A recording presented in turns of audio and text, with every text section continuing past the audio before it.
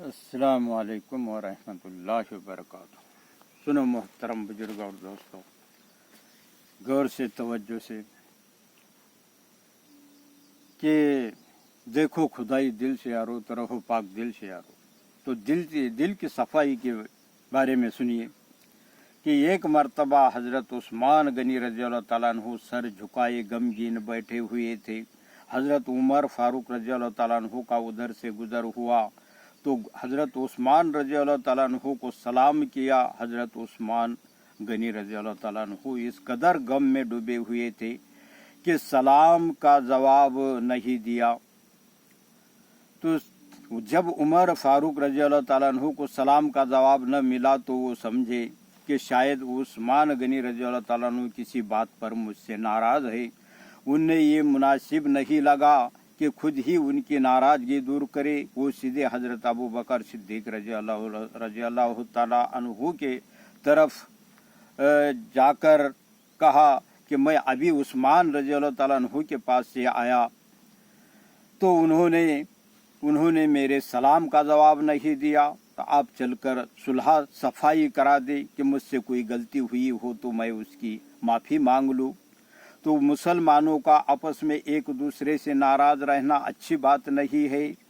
हज़रत अबू बकर रज़ी अल्लाह तआला अन्हु उसी वक्त उठ खड़े हुए और हज़रत उमर रज़ी अल्लाह तआला अन्हु के सलाम हज़रत उमर रज़ी अल्लाह तआला अन्हु के साथ हज़रत उस्मान रज़ी अल्लाह तआला अन्हु के पास गए कि उनके पास पहुँचते ही उनने सलाम किया। और इस्लामी तरीका यही है कि जब भी कोई किसी के पास पहुँचे या किसी से मुलाकात हो सबसे पहले सलाम करे, फिर कोई बात कहे। हज़रत उस्मान गनी रज़ी अल्लाह तआला अन्हु ने उन दोनों के सलाम का जवाब दिया और हाल चाल पूछा। हज़रत अबू बकर सिद्दीक़ रज़ी अल्लाह तआला अन्हु ने फरमाया कि भाई उस्मान गनी रज़ी अल्लाह तआला अन्हु अभी थोड़ी देर पहले उमर फारूक क्या आपके पास से गुजरे और उन्होंने आपको सलाम किया मगर आपने उनके सलाम का जवाब नहीं दिया, क्या आप इनसे नाराज़ है क्या? तो हज़रत उस्मान गनी रज़ी अल्लाह तआला अन्हु ने फरमाया कि खुदा की कसम मुझे बिल्कुल खबर ही नहीं हुई, मैं ज़रा गम में डूबा हुआ था। तो उमर फारूक रज़ी अल्लाह तआला अन्हु यानी कब यहाँ से गए और कब सलाम किया मुझे ये भी खबर न हुई, ज़रा मैं गमगीन था। तो अगर मुझे खबर होती तो मैं फ़ौरन उनके सलाम का जवाब देता, न मैं उमर फारूक रज़ी अल्लाह तआला अन्हु से नाराज़ हुआ और न मैं जानबूझकर खामोश रहा हूँ। तो हज़रत अबू बकर रज़ी अल्लाह तआला अन्हु ने हज़रत उमर फारूक रज़ी अल्लाह तआला अन्हु से फरमाया कि उस्मान रज़ी अल्लाह तआला अन्हु सच कहते हैं, इनने आपके गुजरने का और सलाम करने का खबर भी नहीं हुई, वरना ये हरगिज़ खामोश न रहते, ज़रूर जवाब देते। तो इसी तरह हज़रत उमर फारूक रज़ी अल्लाह तआला अन्हु की गलत फहमी दूर हुई और सही बात सामने आ जाने पर दिल की सफाई हो गई। तो प्यारे दोस्तों, अच्छे लोगों का यही तरीका होता है कि नाराज़गी को बढ़ने नहीं देते बल्कि हकीकत मालूम करके फ़ौरन दिल की सफाई कर लेते हैं। अल्लाह की रहमत हो प्यारे सहाबा पर, वो आपस में कितनी मोहब्बत और मेल जोल रखते थे और ज़रा भी नाराज़गी का शुबा होता फ़ौरन दिल की सफाई कर लेते। और बेशक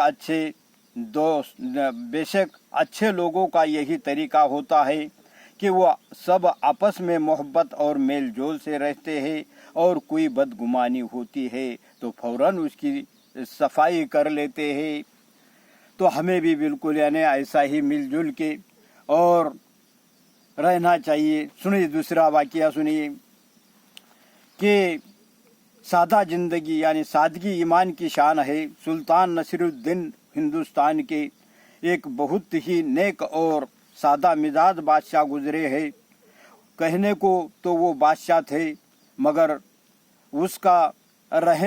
उनका रहन सहन दूसरे बादशाहों के मुकाबले में बिल्कुल जुदा था, अलग था। आपने जाती खर्च के लिए सरकारी खजाने से एक पैसा भी न लेते थे। 6 महीने में एक कुरान करीम अपने हाथ से लिख लेते।